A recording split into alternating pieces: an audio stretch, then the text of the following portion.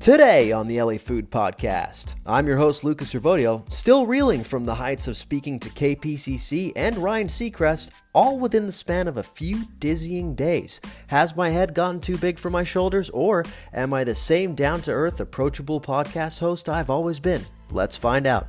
We're joined today by LA Taco's Janette Villafana to discuss the ins and outs of the Justice 8. If you've been scrolling Los Angeles food news on social media or the web over the past few weeks, you may have seen the name Justice 8 being tossed around. Who are the Justice 8 and what do they have to do with food? In a nutshell, the Justice 8 are a group of street vendor activists who are being held in jail for reasons that many are calling unjust. Janet's been covering the issue in depth and is here to break down the situation, what it means for Los Angeles street vendors, and what's happening next. But first, a couple of things caught my eye that I wanted to quickly talk to you about, dear listener. From Plant Food and Wine to Cookbook to Sweet Lady Jane, accusations of bad restaurant behavior are running rampant, and I want to unpack it all just a little bit. I also want to quickly give the Emmy-winning food shows their flowers and take a quick second to plug some pretty cool things that I have cooking outside of the podcast. All of that coming on today's episode, so without further ado, let's chow down.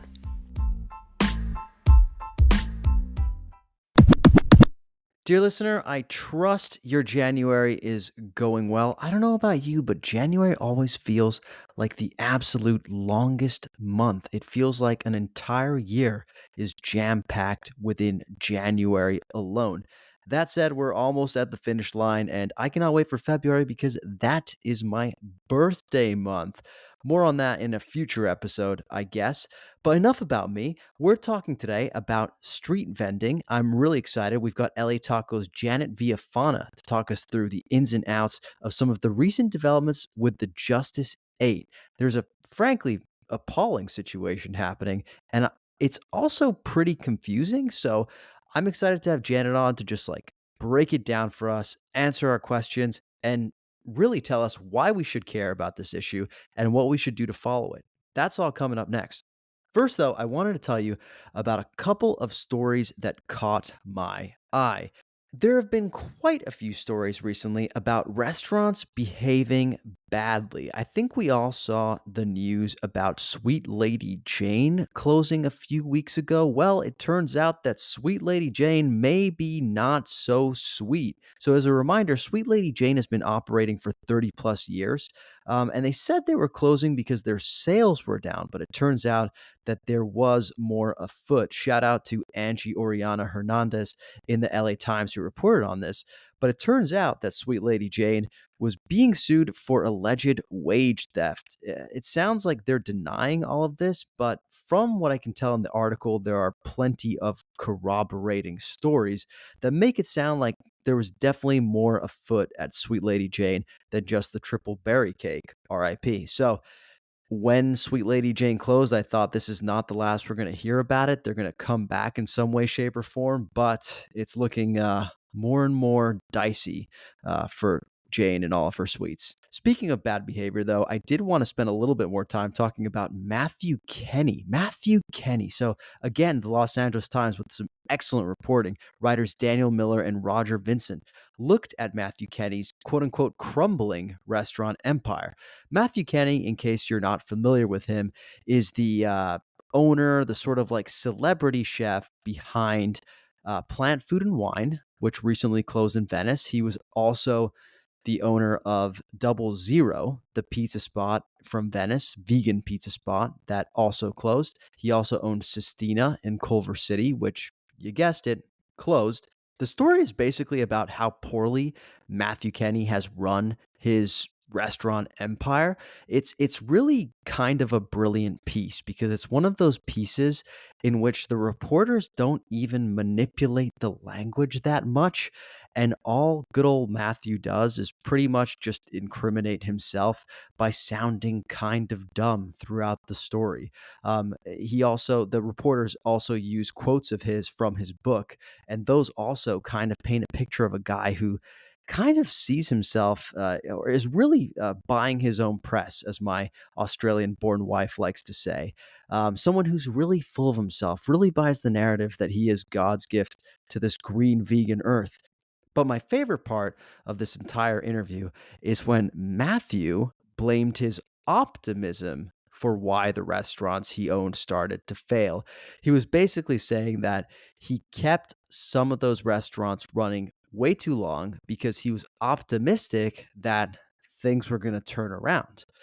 He was like, I learned my lesson and I'm not going to be optimistic anymore. I mean, that just sounds miserable for everybody in Matthew Kenny's life, assuming he has any loved ones. I mean, you just go up to him and ask him, "How are you, Matthew?" And he just goes, "Well, I would say I'm good, but I'm probably going to get hit by a car later because I am no longer an optimist." It's a nice shirt, Matthew. Well, it was probably made in a sweatshop. It's probably not recyclable, and therefore it is not such a nice shirt. Sounds like a bit of a drag to not be optimistic anymore, but that is Matthew Kenny's solution to his problems. In all seriousness, this sounds like a classic case of someone who maybe is a really talented chef, maybe is a really talented artisan, but is a very bad business person, and it really had some harmful effects on the people he worked with, had some harmful effects on the people that worked for him, that whose checks were bouncing, for vendors who went unpaid, for landlords who also weren't paid. Finally, the final situation I wanted to talk about was Cookbook, which is owned by John and Vinny of John and Vinny's fame, a very respected and sort of like, I think culinarily acclaimed, like, grocery store. I don't know what else to call it. It's one of those like little convenience stores where they have produce, they have flowers, but they also sell nice cheeses. They make sandwiches. They have fancy snacks. It's all very expensive. It all costs an arm and a leg. This is an unconfirmed story. It's a video I came across on TikTok that actually a follower sent to me on TikTok. And so, I definitely urge reporters who are listening to go out there and maybe double check this information, look into this story, but it was really concerning. Basically, an employee of the Larchmont location of Cookbook claimed that, yes, the place is a shit show. Basically, they're not paying employees. They're cutting people when the shop is super busy because they can't afford to pay them. Things like that. Basically, just like run of the mill mismanagement. However, things escalated the other day when, during a particularly busy shift, one of the employees was cut early. However, the employee didn't want to leave because things were really busy, that the staff was slammed. I think she was getting ready to leave, but was just finishing a couple tasks or something. And apparently, the manager threatened to call the police on her. And this employee is an employee of color, a black employee, which makes the manager's threat to call the police all the more problematic. I mean, it turns out that I think the manager did end up calling the police once the employee was apparently dilly dallying in the store by saying goodbye to her colleagues or something like that. So, a pretty egregious act, I'd say, by a manager. And, you know, I definitely think that it would be in order for, if the story is true, of course, for someone from John and Vinny's management to step in and do something about it, because it doesn't seem like the kind of business you want to be running. So, as I said, it's not a confirmed story. I just heard a TikTok video about it. The TikTok video has gone pretty viral. So I'm sure somebody's looking into it. But as I said, if you're a reporter and you have bandwidth, maybe you should be looking into this story. Okay, on to some good news. I wanted to quickly congratulate everyone at The Bear, especially culinary producer Courtney Storer, former LA Food Pod guest. Highly recommend you go and listen to her episode from last year, which was one of my favorite episodes we've ever recorded. But The Bear swept the Emmys and the Golden Globes. It tied Succession for the most wins at the Emmys, and it won Best Outstanding Comedy. Now, I heard some people taking issue with its classification as a comedy. I don't really have a problem with this. First of all, I definitely laughed when I watched The Bear, but they just entered that category because it gives them the best chance to win. And there's nothing wrong with that. It's kind of like modern pentathlon, okay? This is a sport in the Olympics which only exists because who knows why, but it's basically a sport where you like do horseback riding and shooting and swimming and fencing for some reason. Then at the end, you have to shoot something. Like, it's a really random sport. But when athletes who are like maybe good runners, but not good enough to quite make the Olympics. They still want to go to the Olympics. They learn modern pentathlon. Okay. And that's how they get into the Olympics. In fact, if you and I, dear listener, started doing modern pentathlon today, we would be within like the top 100 modern pentathletes in the world because there are so few modern pentathletes out there. Okay. What I'm trying to say is there's nothing wrong with trying to give yourself the best chances to win. And when you know that Succession is going to be up for best outstanding drama or whatever it's called, I have no problem with The Bear being dubbing itself as a comedy, right? It's all about maximizing your chances to win. And the most important thing is that The Bear is getting its flowers, and its flowers it did get. I also wanted to give a quick nod to Top Chef, which was nominated for competition show again. However, it did lose to RuPaul's Drag Race. I can't, in good faith, say that RuPaul's Drag Race didn't deserve to win because I don't watch RuPaul's Drag Race. I should. But I will say, I do think in general, Top Chef season 20 was slept on. I think a lot of people, now that Top Chef has 20 seasons, kind of look at the show and think, oh, this is very formulaic. It's been done. We've seen this show. But I really think season 20 broke the mold. So I'm not saying the Emmys got it wrong. That's not what I'm saying. However, I just think Top Chef deserves more recognition in general. Okay, finally, last thing I wanted to say is it's been a really good week for the pod and for the LA Countdown. Okay, in case you missed it, I was on KPCC last Friday, Air Talk with Austin Cross, talking about my journey to eat 100 epic LA sandwiches in 365 days. So that was a really fun segment. I'll post it in the show notes. And then on Wednesday, I was featured on Air with Ryan Seacrest. Yes, with Ryan himself, everybody.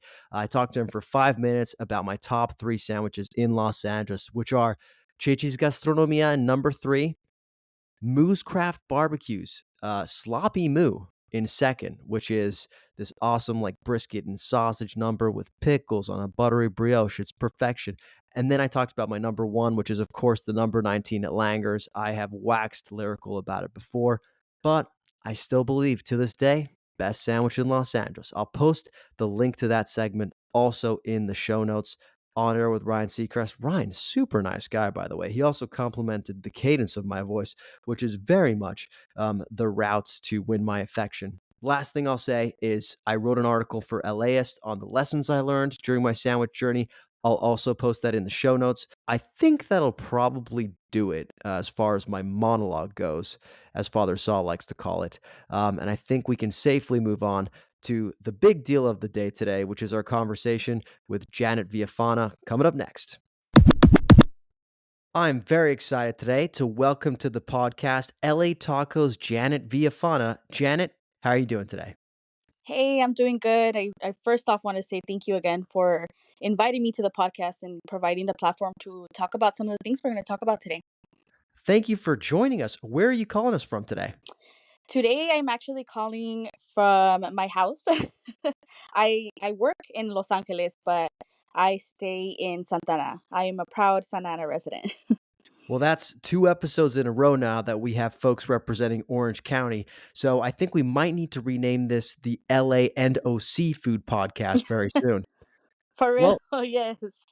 yeah, seriously. Well, look, as you know, we've had a few different episodes so far on street vending, and on many of the challenges that street vendors face. But for those who are maybe tuning into the show for the first time, can you give us a quick reminder of what the state of play is for street vending in LA and surrounding counties, of course, and what some of the challenges are that they continue to face? Yeah, I mean, there's so much info, honestly, when it comes to street vending. And of course, my focus have largely been in LA. But there's been a lot of strides in the street vending community. One example that I can give is, the most recent one is the passing of SB 972. And that was a bill that street vendors were long fighting for. They even went to Sacramento to advocate for the bill, and it passed. And what SB 972 does is that it modernizes the California Retail Food Code. And the California Retail Food Code is essentially what sets the guidelines and requirements that are followed by cities like LA and other health departments in California. Mm, And before SB 972, the food code according to advocates and organizations like Inclusive. Um, the food code was very much outdated. And when initially written, it was written only with brick and mortar restaurants in mind. So a lot of the requirements that they were imposing on vendors, like they didn't apply to vendors because they're mobile businesses. Mhm. So it made it impossible for them to be able to follow the requirements. And by modernizing the code, to include micro entrepreneurs like vendors, it doesn't solve the entire problem, but it's a step forward to getting more vendors their permits, and it essentially opens up, like the door a little bit. It's Yeah. one less thing they have to worry about. But, of course, there's still challenges. Nothing is a one fix it all. And Mhm. one of the challenges that I think vendors are really facing is that there is not enough outreach. There's great organizations out there that are trying to do their best to reach as many vendors as they can, but we're talking solely in LA, we're talking about over 10,000 street vendors. So there's definitely a need for more outreach. Real community outreach is needed, not just passing out pamphlets, but literally step by step outreach that walks a vendor through the application process. Hmm. Because that's the other challenge I was going to mention is the permitting system and like the whole application process. It's complicated even for me. I understand English. I read through it. I've read through it many times, and it's complicated, and there's a lot of steps to it, not to mention it's of course costly to get your permits. And currently, one of the main things is that a vendor needs a cart that is approved by the health Mhm. department, and currently there is no actual legal carts made. So it's kind of impossible. I mean, just 2 years ago, thanks to the work of Revolution Cards, the first legal tamal card was made. And since Wow. then, Revolution Cards has been able to give away many cards to tamaleros and tamaleras in LA. But like, let it sink in. Tamal cards have been reported in news since the 1800s. And just recently did one become legal. And I think that that's huge. And Richard and Matt from Revolution Cards can really give you more of the inside look at how complicated the process actually is, and how there's so much like back and forth that needs to happen between the health department and the vendor and the car and the blueprints and all of that. So it's That's it's a lot. crazy. So you're telling Yeah. me that there is a requirement for a certain type of legal, street vending card, and that card doesn't even exist yet? Correct. So right now, the only legal cart is, of course, the tamal cart, and then the carts and the designs are gonna vary, right? If a taquero is not gonna need the same cart as a elotero and things Mhm. like that. So I know that Revolution Carts is working on trying to get a permitted taquero cart, which is probably one of the most street vendors that we see out there Yeah. is the taco vendors. Um, but right now there isn't a legal one. So Mm. vendors trying to get their permits are gonna having to be going back to the drawing board when it comes to the blueprints, because the health department is gonna come back to them and say, "Oh, well, it's missing this, this, this, and this," Yeah. even though there's not an actual cart approved yet that they can follow a model to. I mean, that is fascinating just to think that every time we see an elotero or a taquero on the street, their cart is most likely not up to the legal code because that cart doesn't exist. How active is law enforcement in actually going up and enforcing this? So some vendors have reported weekly, and it's Wow. important to note that the health department usually is accompanied by law enforcement. And from reports that we've done in the past, the health department has said that this is mainly for the safety of the employees for the health department who do the raids. Um, but a lot of the times things get violent. I mean, we've seen videos where they're throwing away their food, or maybe there's an altercation and a police officer gets a bit too aggressive with the vendor. And it's happened, they've been sued before for the way they approach certain vendors. So Mhm. yeah, but some have reported as often as weekly. Wow. And obviously, this is harassment from law enforcement. That doesn't even cover the other kinds of harassment and danger that street vendors face on a day to day basis. What is being Hmm. done about that kind of danger that they face? Exactly. That's actually one of the things I was going to mention. One of the things that vendors are also, I mentioned like these mini battles being fought, right? Because Mm. there's the permitting, there's protections. A lot of vendors are asking for more protections for them. That's one of the things that they're really asking for is for more protections. And right now there isn't really anything being pushed for that. I know that Enamorado, Eden Alex Enamorado was one that was pushing that like to LA supervisors and council meetings. But as far as something written down, no, there's nothing being done right now. I think the closest thing to it, but it's not really involving security, is the lawsuit that street vendors currently have against the city of Los Angeles regarding no vending zones, which Mhm. ban street vendors from some of the most popular parts of the city. And of course, as a vendor, as a business, you want to be where there's people, right? So they're kind of like, you're basically telling us don't sell in places that have a bunch of people, and that's what we need. Yeah. That's how they strive. That's how they get by. But yeah, there's Yeah. many mini battles being fought from no vending zones to more protections for vendors. Well, you mentioned a name that's been in the headlines recently, and that's Eden Alex Enamorado. Who Mhm. is Eden Alex Enamorado? Yeah, Eden, who is also called by his middle name, Alex, is a well known street vendor advocate who, for the past about to be 4 years, has taken it upon himself to protect street vendors from random attacks, be it from strangers, customers, or restaurant owners. And he has provided free of charge security for vendors who have been victims of an attack. He has held fundraisers. All of those fundraisers have been covered by multiple media outlets.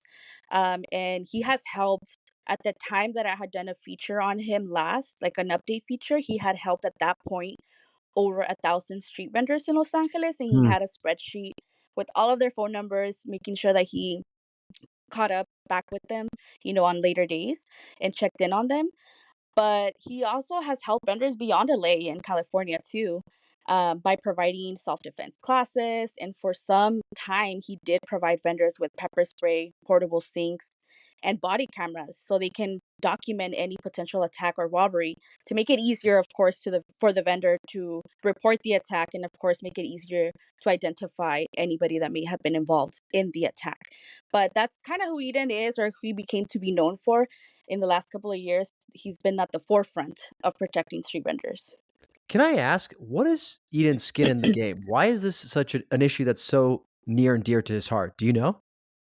Yeah, I mean, besides being growing up in a community that had street vendors around him, he mentioned to us for a feature that we've done on him, that he himself used to sell stuff back in the day, Hmm. so he has an insight to what it feels like to sell stuff on the street.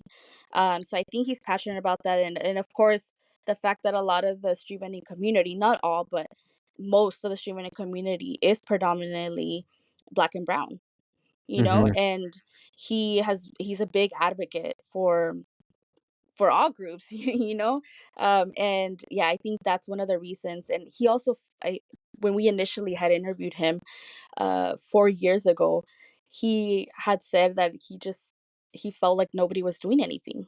So Hmm. he said, "Okay, let me try." Yeah. And what first caught your attention about Eden? How did you first hear about his activism? Yeah, so in the last couple of years, um, I originally saw a video of him actually online. I think it was Instagram, where it was in 2020, and it was in the middle of the pandemic, and it was a video of him and a security guard, sorry, talking about how they were going to protect street vendors and provide free security. And like, Hmm. it automatically caught my attention. I reached out to him, and this came after a surge at the time of attacks on vendors that had happened that year, that kind of pushed, like I said earlier, Enamorado to want to do this. Um, and he decided, okay, let's do it. I interviewed him about his work that same year, and at the time, he was working with a boxer who was providing self defense classes for vendors and a certified security that would post up for free of charge at vendor locations. So that Hmm. initial story is kind of how I got connected with him, and ever since then, I've interviewed him a few times because he's been like the organizer for certain fundraisers for vendors who were attacked. Yeah. So Enamorado has been in the headlines recently as part of what they're calling the Justice 8. And as I Mhm. understand it, this specific series of incidents goes back to September 2023. That's when a couple incidents happened that are now under the microscope. Can you Mhm. talk us through these? Yeah. So the incidents in question are actually three different incidents. Two happened on September 3rd, and one happened on September 24th. The first two incidents involved John Doe 1, which is the security guard at El Super in Pomona. And later that same day, unrelated to the security guard situation, there was an interaction with Doe 2, which is a police officer in Pomona. Hmm. The September 24th incident involved John Doe 3 and his wife, Jane Doe, who are the couple that was driving the car at the car wash in Victorville. So, again, three separate incidents. Mhm. The altercation between Doe 1, the security guard, allegedly began after Enamorado was alerted by several street vendors that this particular security was harassing them. And it really started after one vendor recorded his interaction with the security, in which the security in which the security very aggressively gets into the vendor's face after he demanded that the vendors move away from El Super. And Mm. I'd also like to point out and note that the security at the time of the altercation with the vendor, the security was not working and not on the clock. So he was regulating these vendors off the clock. Wow. Um, After hearing of this, Enamorado, who often confronts people harassing vendors, paid Joe a visit. And to not make it too long, because there really is so many details um, going back and forth the same day, Mhm. to not make it too long, because there's a lot of details again. One of these at one point, Enamorado and the vendor advocates come back to El Super, where they are protesting the security, who eventually is confronted, as we see in the videos, by the protesters. And in short, pepper spray is sprayed by both parties, the protesters and the security guard. And Hmm. at one point, the security gets in his car and is surrounded by the protesters. And at one point, he eventually gets out of the car, and that's when things get physical. And the altercation is moved inside of El Super, where you can see Enamorado and I believe some other people. You honestly can't really see who exactly is throwing the punches and stuff. In some Mhm. instances, you can, but that's kind of where you see the physical altercation happen. In similar situations, so the surrounding of the car and all of this happened at the other two incidents. Protesters were exercising their First Amendment right to protest an issue and a problem. And at one point, things escalated between protesters and the Does, and the situation turned into altercations. Mhm. And at the El Super, activists were protesting the security who allegedly harassed the street vendors. At the Pomona Police Department, they were protesting the arrest of Wendy, which is when they came in with contact with Doe number 2. And then at the last incident on the September 24th, they were actually protesting a deputy who allegedly body slammed a teenage girl at a high school football game. Hmm. And at all three incidents, things escalated. Attorneys have questioned why the does aren't being looked at as potentially being the aggressors versus the victims. Mhm. Also, when witnesses, who by the way were all law enforcement, when they were asked if they had conducted any interviews with anyone else besides the does themselves when taking the report, they said no. The Hmm. only testimonies they gathered were strictly from the side of the does. When asked if they questioned the does about some of the allegations they were making, they said no. So one of the examples is that they were saying that the protesters were saying racial slurs, which Hmm. was thrown out there various times at the first court hearings, like racial slurs, and that was proven, at least till this day, that that never happened. Yet Doe One told police that racial slurs were said to him when that didn't happen, and that's why attorneys are questioning. Okay, so did you investigate any of the claims Hmm. before deciding to put out a warrant for the arrest? So the last incident you mentioned where the law enforcement official body slammed a teenager, as I understand it, that doesn't have anything to do with street vending, right? Right. So Enamorado was also, although his focus has been super heavy on street vending, I want to say in like the last year and a half, he Mhm. has also kind of ventured off into just, if somebody's being called out for being racist or anything like that, like confronting and holding them accountable for Mhm. their actions. And that's kind of how they got involved in this incident. They heard about the deputy body slamming an underage girl, and they Yeah, wanted to go protest it.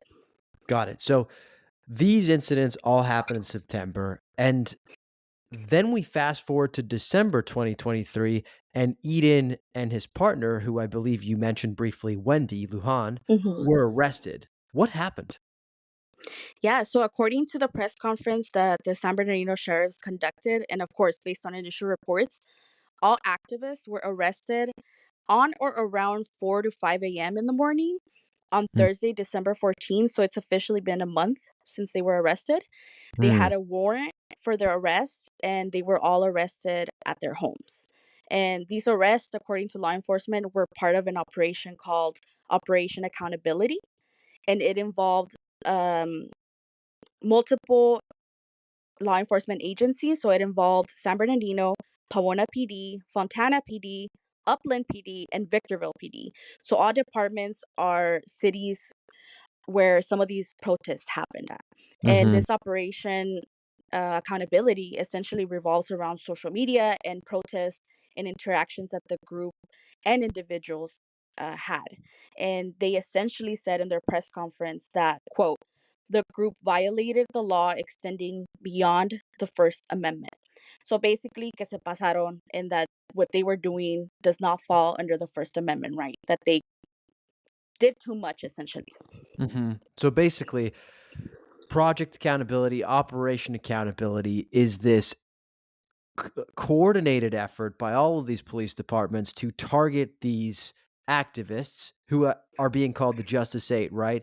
And as Correct. you just said, basically the accusation is they have crossed the line of the First Amendment into what they are alleging is violence or what? Yes, essentially, yes, under the umbrella of violence.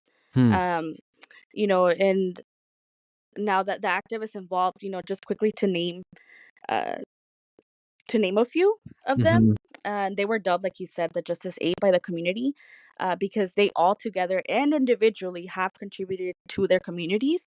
And this involves, of course, Enamorado, his partner Wendy, who has done security for vendors in the past, Gulit Mhm. Acevedo, also known as Jaguar. He's an educator. And also part of the Justice Aid is David Chavez, Edwin Peña, Stephanie Mesquita, Fernando Lopez, and Vanessa Carrasco. And Hmm. again, these are folks that are known, according to their peers, to have helped vendors in their communities and who have contributed in making positive changes in their respective communities, so together and separately, which is what makes their arrest and no bail kind of shocking to a lot of their supporters. It definitely blindsided some of them. Yeah. And so December 14th, all of these 8 are arrested. What has transpired since? Yeah, I mean, they've been in jail for a month, and families are continuing to ask for, donations for their attorneys. Of course, hiring attorneys and lawyers and all of that is expensive. A lot of these people do have families, that they themselves were like the sole providers for. So getting them out, I think, has been one of the main goals of the families and of course the attorneys. Mhm. As far as like what has happened since they've been in there, I mean, I can't directly, say that it's because they've been in there, but since their arrest, I'm part of a group chat that was created for it was an emergency group chat that was created for street vendors in South Los Angeles. And this was an emergency chat that was created because for a time there was like multiple attacks that were happening within the same week. Like food Mhm. trucks and street vendor stands were being robbed at gunpoint by a group of people that seemed to be the same people. And so this group chat was created. I was just added just to kind of be alerted to something happening. And since the arrest, it's gone off twice already. Mm. And it just makes you think, again, I can't correlate it to them being inside, but it makes you think a lot of the questions that advocates are saying is, so what's going to happen to vendors? Like, who's going to Mhm. protect them? If it's not them, the main people that have been at the forefront of this, who's going to protect them now? Luckily, there's still people who worked with a lot of these advocates that are, or the Justice 8, that are willing to, go and stand there and do security for vendors, but it does make you question what is the repercussions on the streets Yeah. of them being inside. Yeah, if the street vendors protectors are gone, what happens then? That's a great question, not one I had thought about, so thank you for bringing that up. I do wanna spend just a moment trying to really unpack what Mhm. the argument is from the other side, or I should say from the side of those who are accusing the Justice 8 of basically taking things too far. One Mhm. thing that stuck out to me is, I read that the presiding judge in one of the preliminary hearings, Judge Zahara Arredondo, referred to some of Enamorado's tactics as quote unquote humiliating. I Mhm. believe a piece by Nathan Solis mentioned that there was a video of one of the alleged victims, who I believe was the security guard, if I'm not mistaken, um, who was forced to apologize to Enamorado while on their knees. Um, Mhm. and, you know, that's what the judge called quote unquote humiliating. Is, Right. is, is that the main argument being used here? That basically the tactics are, as we said before, crossing into violence? Is this more a matter of just law enforcement being on the lookout for the moment that these activists even seemingly cross a line, to be able to jump in and crack down? That's a little bit what it feels like to me. That's definitely what it feels like to a lot of people. For sure. Part of what you mentioned from Nathan Solis's article is a big part of that.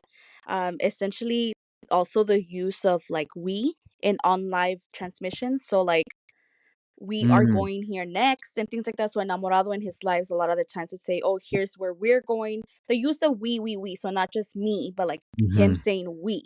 Um, and of course, the blocking of vehicles and demanding some of the folk to get out of their car, and of course, the physical altercations and alleged pleading from the victims. According to the judge, can fall under separately, not all together, but separately can fall under conspiracy and false imprisonment, which I believe are probably the biggest charges against them. Mhm. Um, yeah, they're part of some of the biggest charges against him. But yes, it includes that incident that was mentioned where basically they don't agree with how they're doing things. They Yeah. believe it's too aggressive and going too far. And what do supporters of the Justice Aid say in response to that? How do they defend something like the quote unquote alleged victim giving a forced apology? Yeah, I mean, I've seen the supporters at court, but I've also seen what has transpired online. And of Mhm. course, people are divided. There's people who straight up just say, nah, they're guilty. And then there's people who say, you know what? I may not agree with the way they do things, but it has worked. It has Yeah. created change. So maybe it's a bit more in your face, but it doesn't mean that it doesn't work. And then, of course, you have family members and people who are very close to them who are simply saying, they're upset. They're upset, when we're in the courtroom and whether it's the judge or the prosecutor is saying something that one of their relatives has done or said and they don't agree with it, you see them in the courtroom, shaking their head in disagreement. You see also the activists, the Justice 8 who are present in the court, shaking their head and just confused as to some of the claims that are being said about them. Yeah. Again, it's kind of all over the place, but for the most part, people are wanting them out. They want them out on bail. Yeah. Often in the court, when testimony is given, and yeah, when they don't agree, like I said, that they shake their heads. At the last court hearing is when we first got to hear from Enamorado, who, after the court was dismissed and bail was once again denied, he yelled, "This isn't fair. Even murderers get bail." He also yelled, that this wouldn't have happened if we hadn't sued Fontana, according to him, referencing to a civil rights lawsuit filed against the city of Fontana in early December, weeks before their arrest. And the Mm. lawsuit alleges that the city's treatment of street vendors and those who support them was unfair. So there's a lot of moving parts, and I can see how some people or why some people fall to the conclusion that this is retaliation because these people were very involved in protesting in a lot of these cities where these departments that are part of the investigation. Yeah. So, a lot of them think it's retaliation.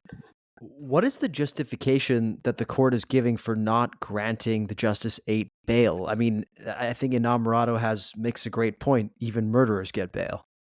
Right. It basically, the judge has said that she doesn't believe that it's in the best interest of the community, and she doesn't feel like she would be protecting the community or the public or the alleged victims if they were let out, based on what she has seen and heard in court. So it's not like she gives this big explanation, but essentially she's saying it's not safe for them Hmm. to be let out.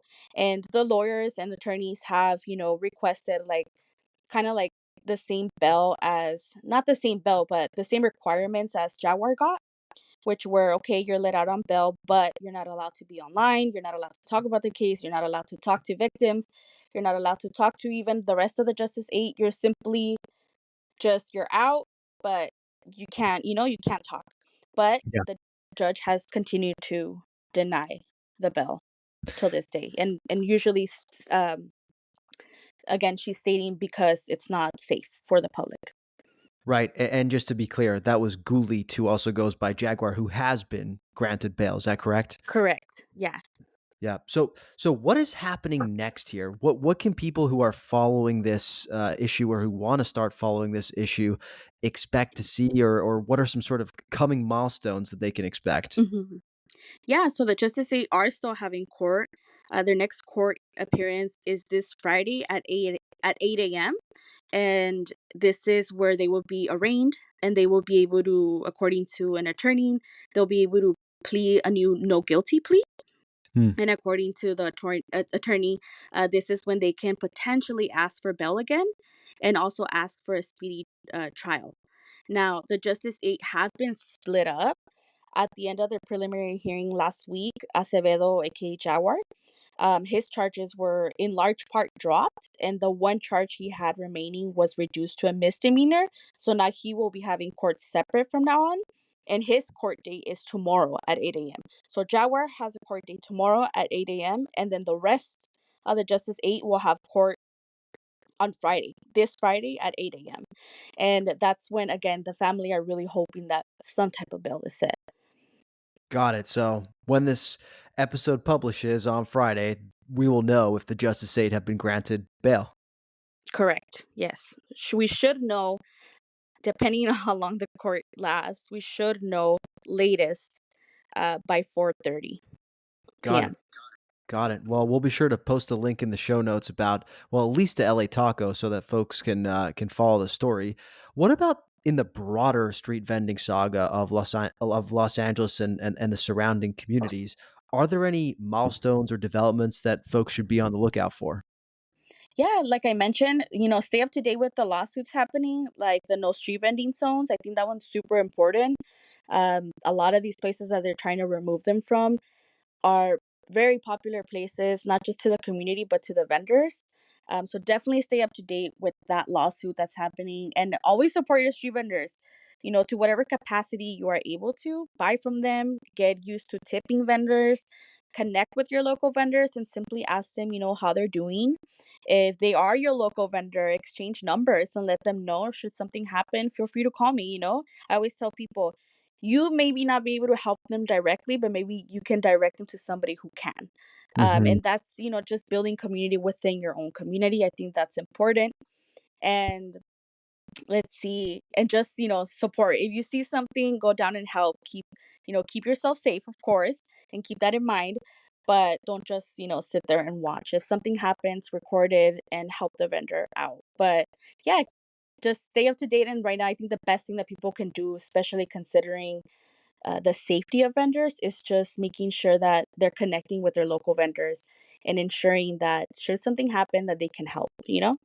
Especially while the Justice 8 aren't on the streets and are doing the work themselves. I think it's on all of us to sort of step up a little bit. I think that's a great point. Well, I did want to hear a little bit about you too, Janet. I mean, you've been covering this issue for quite a while. How did you get started on this beat? Yeah, so street vending, I started covering street vending just casually in 2020. I've always been interested in it because I myself grew up, in, in a community where there's a lot of vendors. I have family members who are vendors here in LA, but also in Mexico. Mhm. And my dad used to be a vendor in Mexico, so I'm very super close to the street vending subject. Didn't realize it would appear in my work as much as it has, but I'm very happy to have been involved. I think it's such an important topic that can easily go away, and I'm more than happy to stay on top of it and just make sure that we all are informed of what's happening. And if we don't disagree, people can choose to do, what they want to do with that Yeah. information. Yeah, totally. And what other, topics are you covering when you're not covering street vending? Yeah, so community-based stories featuring local businesses, um, food, of course, it's LA Taco, so of course I cover food. We do guides, and then also just community-based stories, depending on what it is. I love to highlight issues that are happening in communities, but I also like to highlight the people within those communities that are saying, you know what, maybe officials aren't helping us, so we're taking matters into our own hands. And I love to highlight folk like that because they often go, like get lost in the shadows. And I think their work is super, super important. So that's a lot of the work that I do, is just highlighting issues, but also highlighting who is working to make those issues change. Yeah, 100%. And one question that we like to ask all our guests is, where are you enjoying eating these days? Ooh, that's such a tough question. Um, it is such a tough question, especially working for LA Taco where we literally eat everywhere. Right. I um, love how I've asked you some, like, really tough questions today about the justice system and about, like, legislative matters, and this is the question that stumps you. no, yes, it is such a hard question. I'm trying to think. Okay, so I'll say the latest place that we've gone to eat, and I actually really enjoyed it. It was my first time eating there in Long Beach. It's called El Barrio Cantina, Mm. and they serve great, great food, Mexican food, great mezcales. It's just a really good vibe. It's in Long Beach. As far as vendors go, oh man, we actually have an upcoming list on vendors that you can visit, and I'm really excited for that because when it comes to highlighting vendors, we're very cautious about who we're highlighting and making sure that they're okay with us publishing them because, so many eyes are on LA Taco sometimes. We may not be the biggest, but people are definitely reading and watching. You're And up we don't, there. yeah, like we never want to, you know, burn out a vendor. In Yeah. other words. But yeah, there's so many places. Check out literally any of our guides at LA Taco. Of course, I gotta plug them in because there's some really good spots, both in LA and OC. So, Yeah. Well, wait, I wanted to ask you about that real quick about burning out vendors because mhm, I've seen this conversation happen a little bit online, especially when like influencers go to vendors, maybe among the first sort of like folks with high followings who are visiting those vendors. I've seen it in the mhm, comments, like, hey, bro, don't blow up these people's spot, or like, don't, people almost like criticizing the influencer for going there and for publicizing it. And I've always taken that more as like, oh, the people who are in the know just don't want to wait in line. But you're saying that there's mhm. actually some real like, harm that can be done to vendors if they're sort of like over capacity? I mean, yes. So one of them is definitely, locals wanting to gatekeep their favorite spot, which is totally understandable. Nobody wants to wait in long lines. Yeah.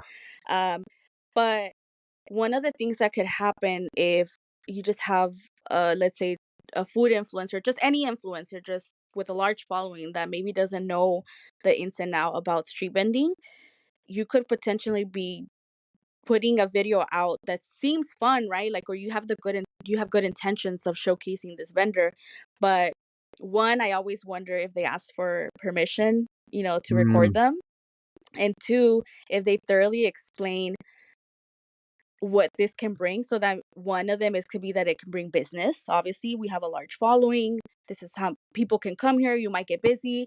And another is asking if they feel comfortable with them sharing their location because the health department and all of these law enforcement, like, they do look online, and should they see this, they're gonna go to the stand and try and see if they have their permits, and that could get the stand taken down, and that Yeah, could impact the vendor, and it has happened. So I think people just need to move with caution, and if you do have a large following, just make sure to let the vendor know. And most of the time, they're cool with it, but let the vendor know, like, hey, I have a large following. You may get a lot of business from this, but there's also going to be a lot of attention on this. Just being honest with them yeah, is, I think, what's really, really important, and making sure that you always get consent when recording. yeah. That is a great note for all of the people who are listening who have high followings and go to these places. Keep that in mind and just be respectful. Well, Janet, I just want to say thank you for joining us. This has been a super illuminating conversation. We'll have to have you back sometime for an update on all of these situations. But if people are looking for you in the meantime, where can they find you in your reporting? Yeah, of course. So LA Taco is the first place, so lataco.com. But as far as social media goes, on IG, I'm under underscore Janet, JANETTE _V as in Victor. And then on Twitter, Janet __V as in Victor. And I Well, update and post all my stories there, and I often also do like video updates as well for those who didn't read the article.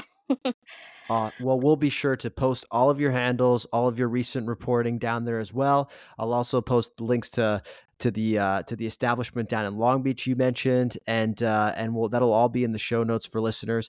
But Janet, thank you so much for joining us.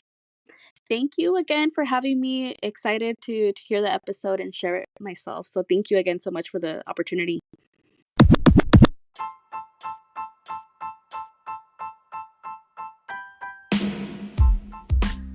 Thanks for listening to another episode of the LA Food Podcast. Thanks to our guest, Janette Villafana, for joining us and for really breaking down a pretty complex situation.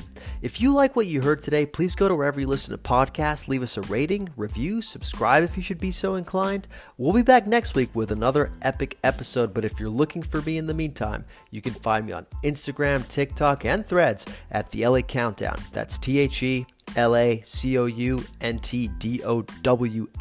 You can also find me on Instagram at LA Food Pod. That's LAFoodPod.